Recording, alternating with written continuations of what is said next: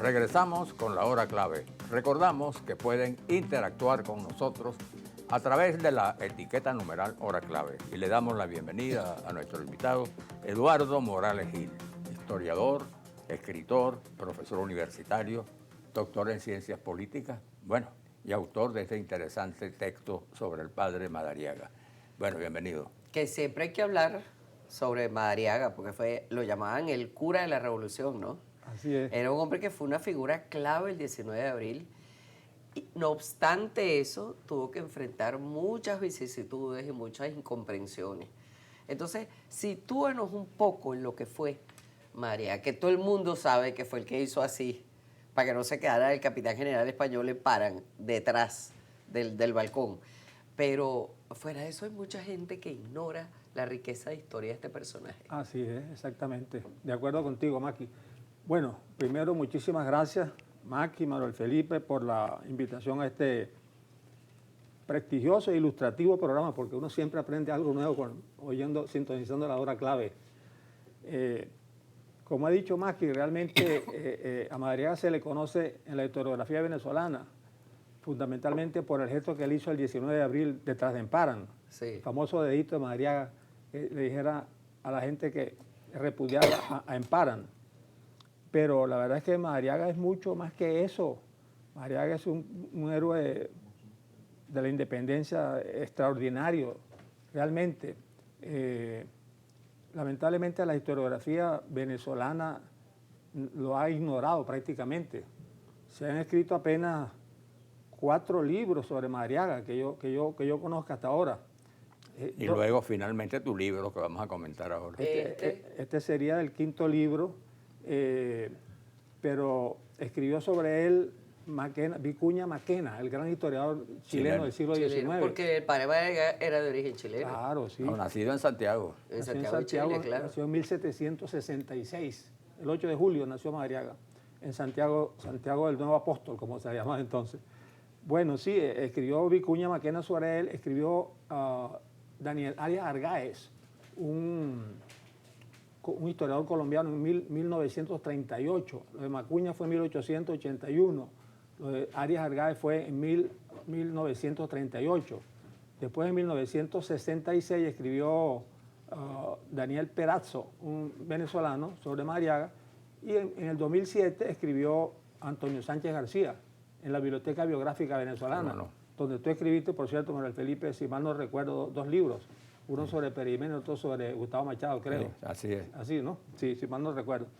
Bueno, pero de esos 4 autores, dos son foráneos. Uno chileno y el otro colombiano. Bueno, Antonio Sánchez García... Bueno, es lógico que un chileno haya escrito sobre él, siendo el padre Madariaga chileno, ¿no? Sí, y Antonio Sánchez García también es chileno, sí, pero de nacimiento, pero tiene muchísimos años aquí. O sea que es venezolano recontra... Lo consideramos venezolano, sí.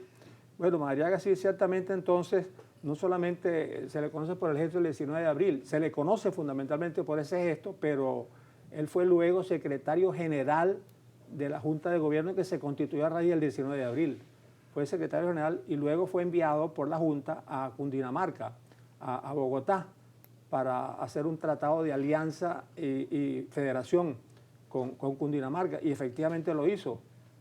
Por cierto, ahora en mayo, el 28 de mayo, se cumplen 215 años de la firma de ese tratado, que fue el primer tratado internacional de Venezuela y de Hispanoamérica, que lo firmó Madariaga con la gente con la Junta Suprema de Cundinamarca. Que ese es el apellido más sonoro, entonces se conoce por Madariaga. Pero él era en realidad José Cortés de Madariaga. Sí, ¿no? Realmente en la historiografía pasaba como Madariaga, que es el apellido materno, pero él es José. Sí, porque es sonoro, es como más sonoro, no sé. Seguramente. Y desde la independencia se conocen como el padre Madariaga, el canónigo Madariaga, realmente, ¿no? Exacto. Pero además de lo que acabo de señalar, del Tratado Internacional, es importantísimo referir que Madariaga fue el hombre de confianza de Miranda, cuando la dictadura de Miranda. Hay hipótesis que no están comprobadas de que él tuvo relaciones con Miranda cuando se encontraba en Cádiz. Él había ido a Cádiz a arreglar un litigio allá en 1798 y... O sea, ya se conocían desde ese... Se supone, pero no está comprobado documentalmente, pero sí se conoce de la relación que él tuvo con Bernardo Riquelme. Bernardo Riquelme es Bernardo O'Higgins, que era hijo ilegítimo del irlandés O'Higgins, y después lo reconoció O'Higgins mucho más adelante. El creador de Chile. Claro. Sí, claro. En ese momento Patriota chileno. era Bernardo Riquelme, había sido discípulo de Miranda. Miranda lo captó en Londres para la Revolución Hispanoamericana, y Madariaga tuvo mucha convivencia con Riquelme allá en Chile. Entonces por ahí viene la relación de él con Miranda, que se traduce cuando llega Miranda en diciembre de 1810 a Caracas. El único miembro de la Junta de Gobierno que sale a recibirlo es Madariaga. Es sintomático eso. Y luego Madariaga se convierte en su hombre de confianza. Ahí está un historiador francés, el Marqués de Rojas, escribió en 1884 un libro sobre Francisco de Miranda, que luego fue asumido como el tomo número 24 del archivo de Miranda, la editorial que hizo la editorial Lex de La Habana en 1950, colocó ese libro del Marqués de Rojas como el tomo número 24 del archivo de Miranda. Allí el Marqués de Rojas consiguió en los archivos españoles las cartas de Miranda con Madariaga en ese periodo, cuando Madariaga fue generalísimo, cuando se perdió la Primera República. Allí están esas cartas, ahí se puede ver la relación muy intensa que había entre Madariaga, y se aprecian también las disensiones, los problemas que había entre los mantuanos y Miranda. Miranda era discriminado porque era un blanco de orilla realmente, ¿no?, frente a los mantuanos, que eran los que controlaban la revolución. Otro acontecimiento importante que hay que destacar... Pero ahí lo detienen y lo deportan, ¿no? Claro. Después cuando firma la capitulación, que va a La Guaira a embarcarse, un grupo de oficiales subalternos en ese momento, venezolanos, encabezados por Bolívar, lo detienen y lo entregan a las autoridades. Y Madariaga, que se había refugiado también en una corbeta inglesa, en ese momento lo sacan a la fuerza de la corbeta y lo detienen y lo mandan para Ceuta. Primero para acá y después para Ceuta, preso, detenido allá. Cuando él regresa de allá, Bolívar, él estaba en Jamaica, y Bolívar le escribe pidiéndole que se incorpore a la revolución para institucionalizar la república, porque decía Bolívar, el gobierno militar no es realmente gobierno, tenemos que darle institucionalización, civilidad a la república. Y Madariaga se vino y llegó a Margarita en abril de 1817, le escribió a Bolívar diciendo que estaba de acuerdo con su planteamiento, no lo encontró, llamó a Mariño, que estaba en Cumaná, en la provincia de Cumaná, y se ponen de acuerdo para convocar al Congreso de Cariaco. Claro. El Congreso de Cariaco, que fue un gran acontecimiento político después de la caída de la Primera y la Segunda República, eso fue el 8 y 9 de mayo de 1817. El Congreso siguió que hacía... Que Bolívar lo desconoce y lo critica de manera brutal. ¿Por qué sería Bolívar tan fuerte con Madariaga? Porque Bolívar era partidario de un gobierno centralista y Madariaga de un gobierno federal. Entonces, en el Congreso de Cariaco lo que se hizo fue restituir el gobierno federal de 1811. Y Bolívar entró en cólera con eso, y de ahí persiguió a Madariaga hasta lo último, ¿no? Sí, sin embargo, se ha dicho que el Congreso de Cariaco fue para desconocer la autoridad de Bolívar. Ciertamente no es así. Francisco Javier Llanes recuperó las actas del Congreso con todas las intervenciones que se produjeron allí, y allí se aprecia que había mucho respeto por la figura de Bolívar. Incluso en el triunvirato que se constituyó en el Congreso de Cariaco, incluyen a Bolívar como miembro del triunvirato, junto con su pariente Fernando Toro y con Francisco Javier Llanes, que había sido presidente del gobierno ejecutivo en 1812. Sí, ahora es importante destacar que el gesto de Madariaga, lo que subyace ahí es la reivindicación de la política frente al militarismo. Realmente planteó la civilidad, un gobierno con separación de poderes, por eso no debía molestarle tanto lo de gobierno federal, la visión que tenía Madariaga. Él le molestó mucho porque una visión en aquel momento, si se quiere, europea de lo que estaba ocurriendo en el mundo. Sí, porque Bolívar en Angostura discrepa de eso y dice que Venezuela no está en condiciones para un gobierno de esas características, y que Venezuela es un gobierno duro con un jefe del militarismo. Perdona Manuel Felipe, ya antes, en 1812, en el Manifiesto de Cartagena, había criticado al gobierno federal. Dice incluso que fue la causa de la caída de la Primera República. Luego en la Carta de Jamaica en 1815 también vuelve a insistir en el mismo planteamiento.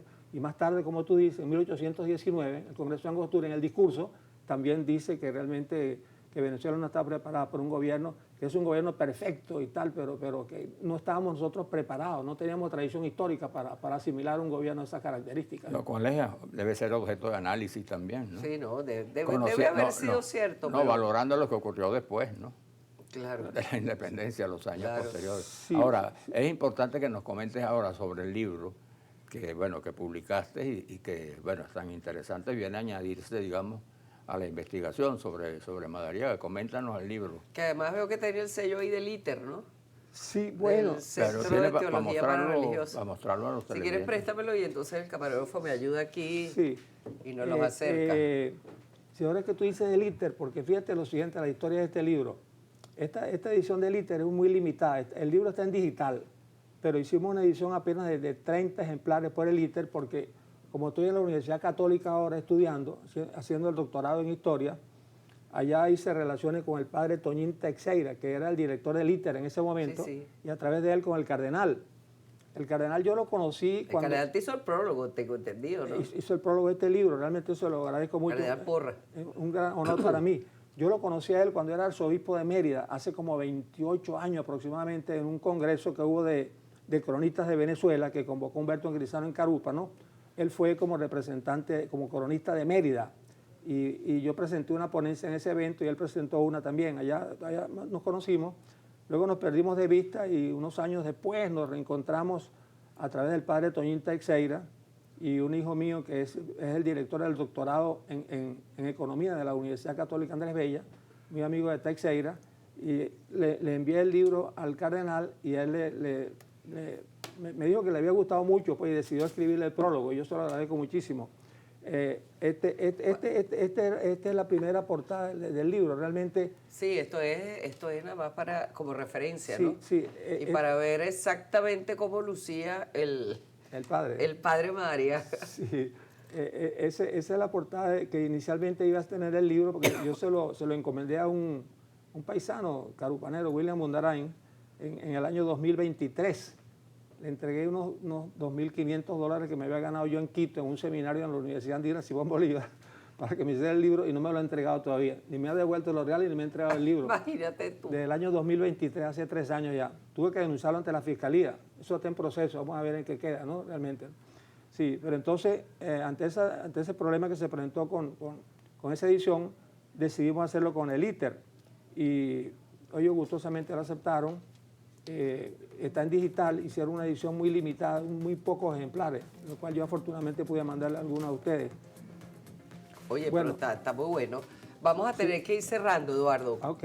Danos tu idea final al respecto que tú quisieras que se quedara en la cabeza de la gente que nos está Como escuchando. la valoración, pues, Exacto. de lo que significó la figura y las ejecutorias, ¿no?, de Madariaga. Sí, creo que la reivindicación fundamental que haría Madariaga es la reivindicación de la política como instrumento de lucha de los pueblos frente al militarismo, que en ese momento representaba a Bolívar. Claro, porque Bolívar en ese momento, en 1817, no era el jefe todavía de la Revolución Venezolana, él no era un primus inter pares, sino era un igual a los demás, ¿no? Y yo diría que el mérito de Madariaga fue ese, pues hacer el planteamiento político frente al militarismo, un gobierno democrático, un gobierno con separación de poderes y con consulta a la comunidad. Yo creo que es el legado fundamental de Madariaga. Exactamente. Bueno, Eduardo, muchísimas gracias y vamos a leer ese libro con avidez. Muchísimas Porque gracias. de verdad es un personaje Y lo apasionante. recomendamos ampliamente porque Y lo es una recomendamos. visión de la historia muy importante porque Claro. en el caso de Eduardo se combina el historiador también con el político, con una vasta experiencia, ¿no? Claro.